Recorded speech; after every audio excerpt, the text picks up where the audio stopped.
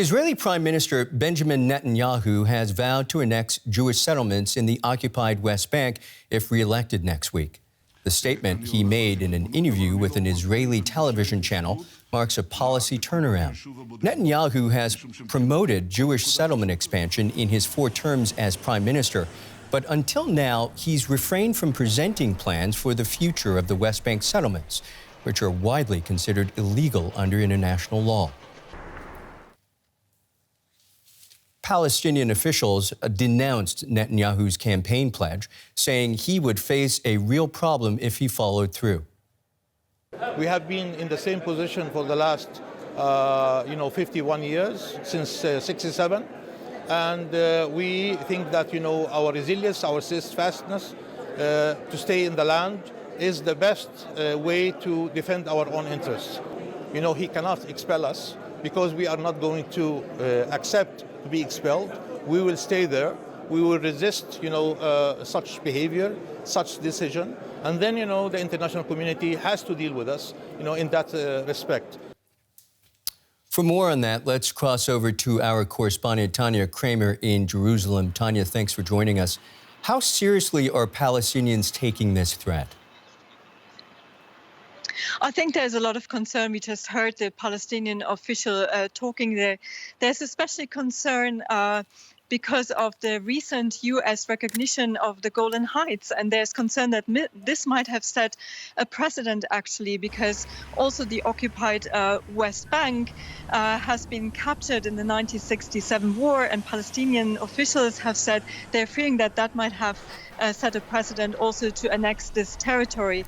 Now, annexation talk is nothing really new in Israeli politics. At least some of the smaller parties that are part of the government coalition in the outgoing government right now, we have elections in 2 days here, they have always pushed for annexation, at least for parts of the West Bank, or at least for the so-called Area C, where most of the settlements are.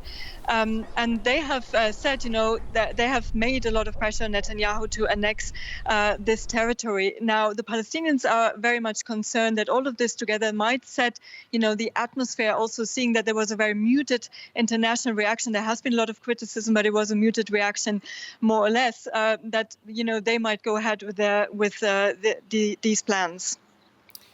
Just days before the general election, I have to assume there are some people who might view this as a blatant appeal to amass non-Arab votes. Is Netanyahu feeling pressure? Well, this is certainly a rallying cry or outreach to his most nationalist base. And he wants to tell his voters to go out and vote for Likud, or reaching out to those voters who are thinking about voting for some of the smaller right-wing and ultra-nationalist parties. There are a lot of them wanting seats in the Knesset, and some of them might not come over the electoral threshold. So every vote to those parties might be a lost vote for Netanyahu. But he's also under pressure because there has been a tight race between the Likud, his party, and the newly formed Blue and White Party by the former army chief Benny Gantz. And pollsters predict a neck-to-neck race. Having said that, in Israeli politics, it's all about being able to form a coalition. And here pollsters again predict, and we have to take those polls, of course, with a grain of salt. They're not always that accurate, but that Netanyahu has much more chances to find partners and to form a coalition within his right-wing bloc than Mr. Gantz. Now, having said that, these are the parties, the smaller right-wing ultra-nationalist parties that have a pro-annexation agenda, and they might actually ask him for a prize to join his coalition and ask him to follow up on his election pledge.